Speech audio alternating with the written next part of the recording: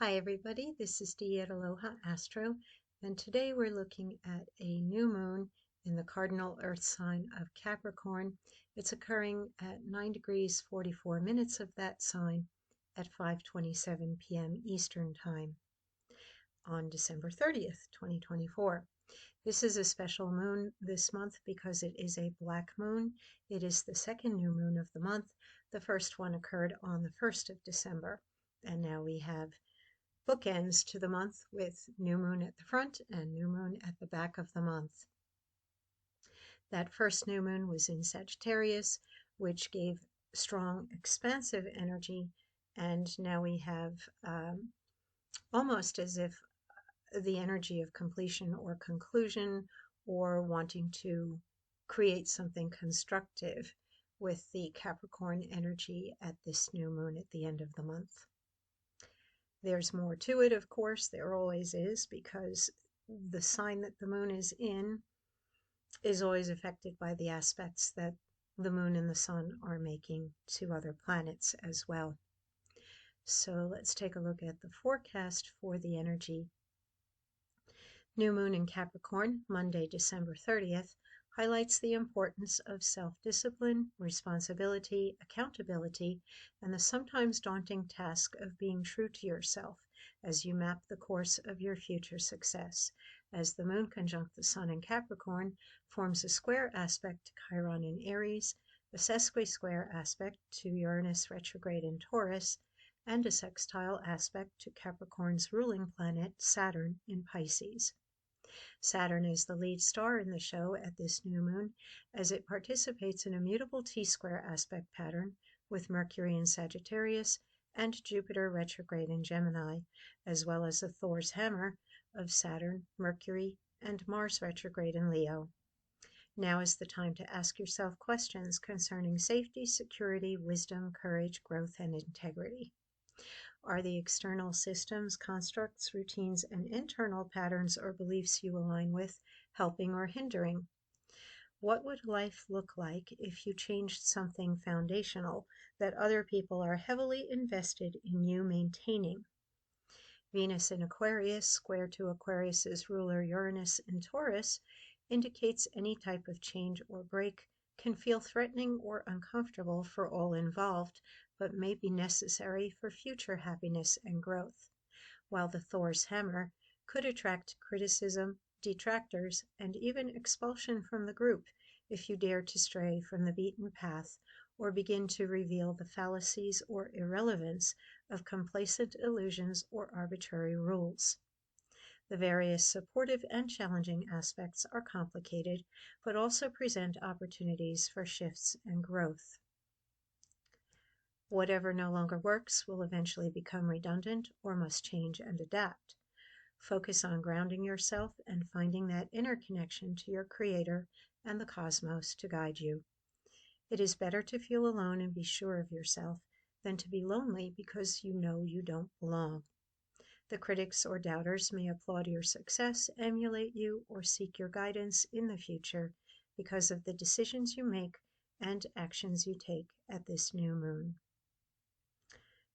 Let's take a look at how the sky appears right now with that new moon occurring later this afternoon. We've got, I can actually toggle off the transits or just disregard those green symbols on the outside of the wheel because they are not necessary to be looking at. We just need the chart wheel. And I like to look at it with the aspects to Chiron as well. There we go.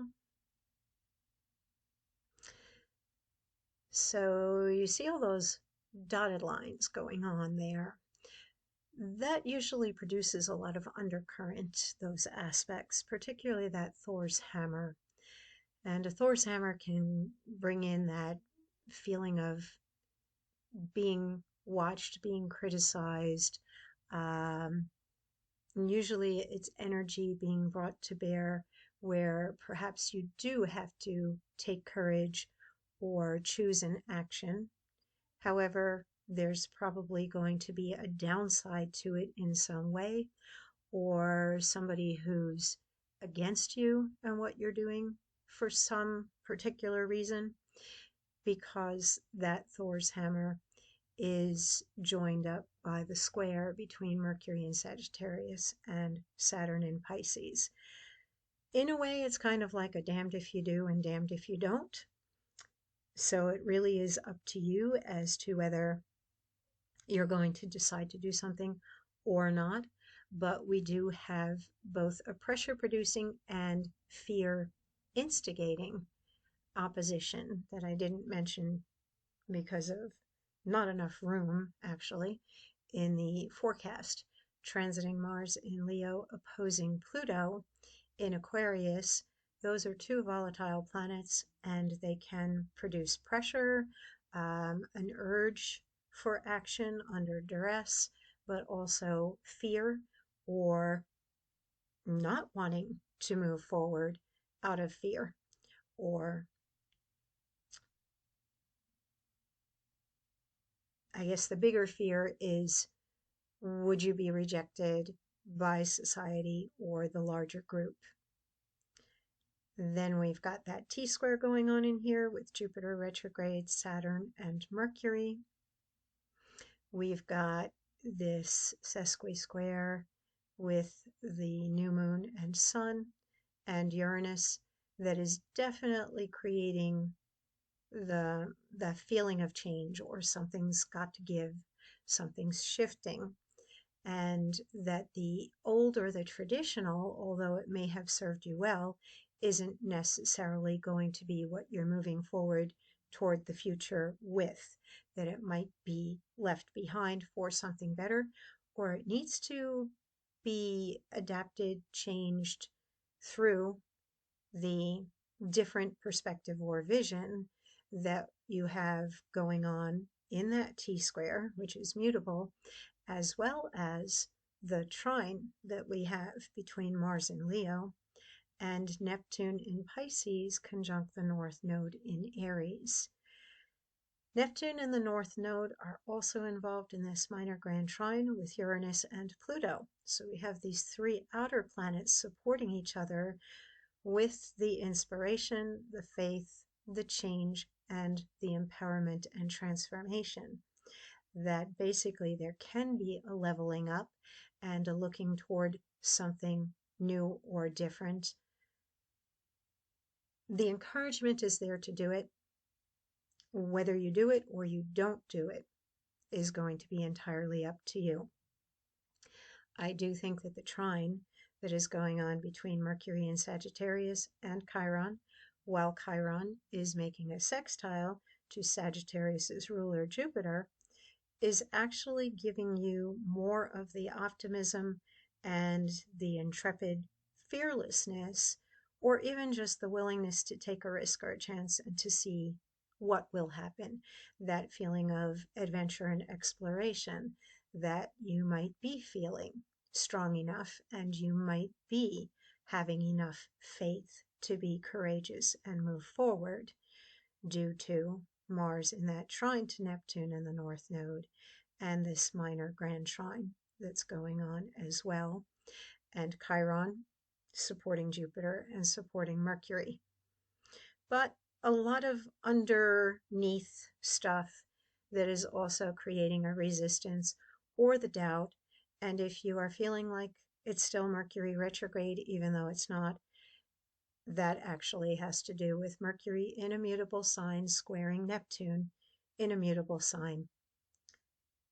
So we still have some questions up in the air, or going back over old things, because we do have retrograde planets, Mars in particular, Jupiter, Uranus, where maybe we have to improve, maybe we need to tweak, maybe we need to go back and look at things that we put on the shelf before and we weren't sure if we were ready or if the idea was good enough. And now perhaps time has passed and we are giving that Jupiter in Gemini, the opportunity with that T-square to be experimental and to try, and either something will work or perhaps it won't. The sextile between Saturn, which rules Capricorn, and the new moon in Capricorn, that can give you the discipline as well as the tune in to yourself and what your own personal truth is. Whether something feels like, yes, this is what I have to do and I'm willing to accept the responsibility, and whatever the result is, I'm going to be okay with it. So Saturn is a key player right now. All right, let's take a look at the Sabian symbol and see what that says. We're rounding up from 9 degrees 44 minutes to 10 degrees. An albatross feeding from the hand of a sailor.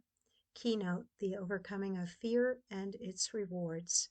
The man who radiates perfect harmlessness can call the wildest creatures to him and can establish with them a partnership based on mutual respect and understanding. Every living entity plays a role in the world's ritual of existence. Beyond these specific roles, which too often separate one entity from another, the communion of love and compassion can bring together the most disparate lives. At this last stage of the 56th sequence, we are presented with a picture extending the ideal of peace and happiness through culture, so it now includes all living organisms on this planet. The power of such a culture of harmlessness and compassion generates trust everywhere. Well, trust is an interesting word because it's most often associated with the second and the eighth house trust axis of Taurus and Scorpio energy.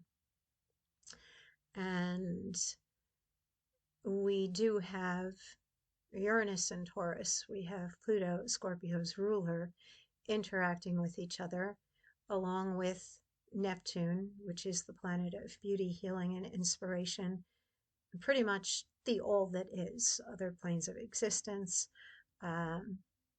There are no boundaries with Neptune. So some of that Sabian symbol does speak to that energy pattern, but I think that what's most important is that before there can be that energy of harmlessness or peace and love and harmony and the understanding of the interconnectedness of everything in that Sabian symbol, there has to be a recognition of that within the self, that there is a sense of belonging and a sense of inner knowing of who you are and where you belong in the world. And there's still a strong sense of individuality or finding one's own particular self, even though there is a connection to that greater whole. And it is important too, especially with that North Node in an interaction with Pluto, Uranus, and Mars in Leo, that hero's journey, that path toward the authentic self, the understanding of the I am within the individual, and then following through on what you determine you are here to do and why you are here. Because if you're simply mimicking everybody else or doing what other people in the world are telling you to do, and you're not comfortable with that, and you feel like there's something more, then you're going to be out of harmony with other people and other things. There has to be first the inner connectedness to be able to open up and be fully yourself and be with everybody else. So there's some deep existential stuff at this new moon, and a very contemplative new moon as we look at the turnover of the year and we go into a new year. Ultimately, I think most people would be affected by this new moon with a stronger sense of purpose and a stronger determination to carve their own path forward, no matter what the price might be, or no matter whether there's guaranteed success or failure at the end of everything.